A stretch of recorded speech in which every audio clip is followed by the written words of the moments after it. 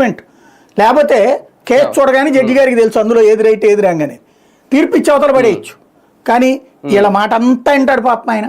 రోజుల తరబడి నిజంగా మనం ఓ గంట సేపు ఎవరిదన్నా సొల్లేనాలంటేనే చిరాకు పడుతుంది.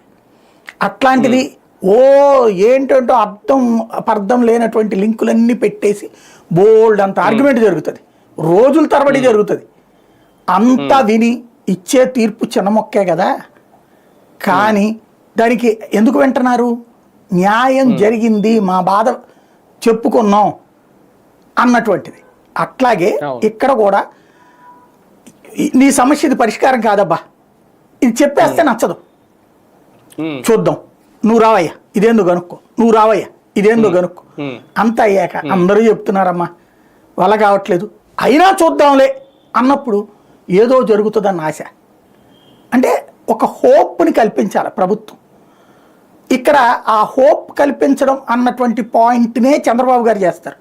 సమస్య పరిష్కారం అవుతుందా లేదా అనేది కాదు, ఏదో జరుగుతోంది, మన ఊరికి వచ్చారు, మన ఊళ్ళో ఏదో జరుగుతోంది, ఇలాగా ప్రచారం అనేటటువంటిది ఆయనకి ప్రయోజనమైంది గతంలో. అదే ఇప్పుడు మళ్ళీ చేసేది. ఈ ఐఏఎస్లు ఐపీఎస్లకి వాస్తవంగా చంద్రబాబు గారి సంకల్పాన్ని గ్రహించి వీళ్ళు నిజాయితీగా పనిచేస్తే చాలా అద్భుతంగా ఉంటుంది. వాస్తవంగా హ్యూమన్ టచ్ కావాలి అడ్మినిస్ట్రేషన్ సర్వీసెస్కి, మానవ